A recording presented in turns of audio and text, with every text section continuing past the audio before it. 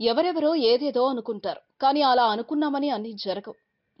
ఏదేదో కావాలని ఆశపడినా చివరకు దేవుడు గీసిన విధిరాతను ఎవరూ తప్పించలేరు. మొహాన ఏం రాసుంటుందో అదే జరుగుతుందనేది కర్మ సిద్ధాంతం. ఇది నిన్నటి ఎవర్ గ్రీన్ విలన్, క్యారెక్టర్ నటుడు, సపోర్టింగ్ యాక్టర్ రావు గోపాలరావు తనయుడు రావు రమేష్ విషయంలో నిజమైంది.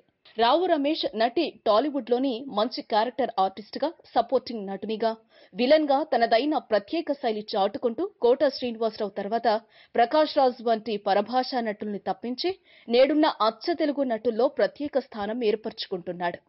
ఈయన మొదట రావు గోపాలరావు తనయుడని ఎవ్వరికీ తెలియదు. తన తండ్రిలాగా ఈయనకు గంభీరమైన కంఠం లేకపోయినా తనదైన ప్రత్యేక శైలిగల సంభాషణలు పలికే తీరు, మాట విరుపుతో ఆకట్టుకోవడంలో ఆయన విజయం సాధిస్తున్నాడు.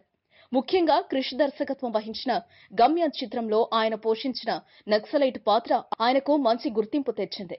ఇక క్రిష్ తో పాటు శ్రీకాంత్ అడ్డాల, హరీష్ శంకర్ వంటి దర్శకులు ఆయనకంటూ ప్రత్యేకమైన పాత్రలను సృష్టిస్తున్నారు.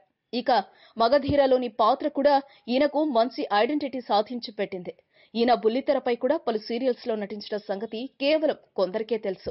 ఈయన శ్రీకాకుళంలో రావు గోపాలరావు అనే ప్రత్యేక గుర్తింపు కలిగిన నటునికి, హరికథల్లో మంచి పేరున్న ఆర్టిస్ట్ అయిన రావు కమలకుమారికి జన్మించాడు. ఈయన పెరిగింది, విద్యాభ్యాసం చేసిందంతా మద్రాసులోనే. ఆయన కమ్యూనికేషన్స్ సబ్జెక్ట్ లో డిగ్రీ పూర్తి చేసి గొప్ప స్టిల్ ఫోటోగ్రాఫర్ కావాలని ఆశపడ్డాడు.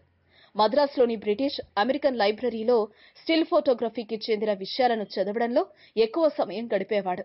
కె రాఘవేంద్రరావు సోదరుడైన సినిమాటోగ్రఫర్ కెఎస్ ప్రకాష్ రావు వద్ద అసిస్టెంట్ గా చేరి బెంగళూరుకి వెళ్లి ఇండస్ట్రీ ఫోటోగ్రఫీలో శిక్షణ పొందాడు.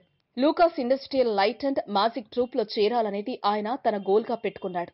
అమెరికన్ యూనివర్సిటీలోని ఫోటోగ్రఫీలో స్పెషల్ ఎఫెక్ట్స్ ని నేర్చుకున్నాడు. 1994లో ఆయన తన తండ్రి రావుగోపాలరావు మరణం తర్వాత తన గోల్ ని పలు కారణాల వల్ల వదులుకోవాల్సి వచ్చింది. ఇక ఆయన తెలుగు సాహిత్యంపై మక్కువ పెంచుకుని సి నారాయణ రెడ్డి కవితలపై ఎంతో అనురక్తి పెంచుకున్నాడు. స్క్రిప్ట్ రైటర్ గా, డైరెక్టర్ గా మారాలని అనుకున్నాడు.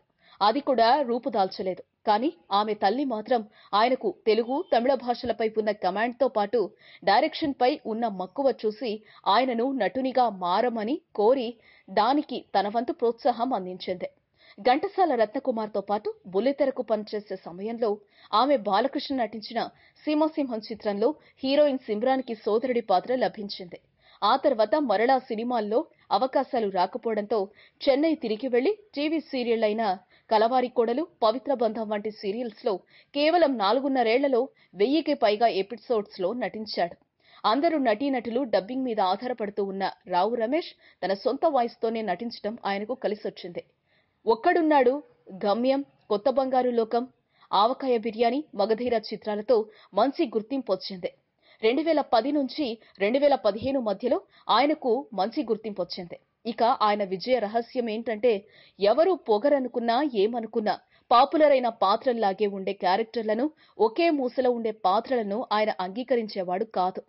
స్టీరియో టైప్ క్యారెక్టర్స్ కి నో చెప్తూ తనదైన వైవిధ్య పాత్రలకు మాత్రమే అంగీకరిస్తూ ఉండటంతో ఆయనకంటూ వర్సటైల్ యాక్టర్ అనే గుర్తింపు వచ్చింది.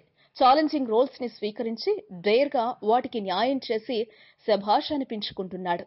ఇందువల్ల ఆయనకు కొన్ని అవకాశాలు మిస్ అయినా కూడా ఆయన బాధపడకుండా రొటీన్ పాత్రలకు నో చెబుతూ డిఫరెంట్ క్యారెక్టర్స్ ని పోషించటం ఆయనకు సత్ఫలితాలనే అందించిందని చెప్పాలి.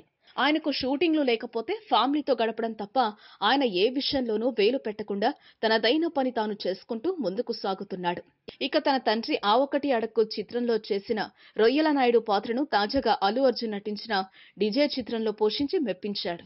ఆయన క్రమశిక్షణ, పాత్రలను ఎంచుకుంటున్న తీరు, వాటిని మెప్పిస్తున్న వైనం చూస్తుంటే ఆయన త్వరలోనే తండ్రికి మించి కాకపోయినా తండ్రికి తగ్గ తనయుడిగా పేరు తెచ్చుకుంటాడని విశ్లేషకులు ఆయనకు సర్టిఫికెట్ ఇస్తున్నారు. తన తండ్రి నాటి ఎవర్ గ్రీన్ నటుడే అయినా ఆయన పేరును, ఆయన వారసత్వాన్ని నమ్ముకోకుండా తన స్వంత ప్రయత్నంతో నటునిగా ఎదుగుతున్నాడు.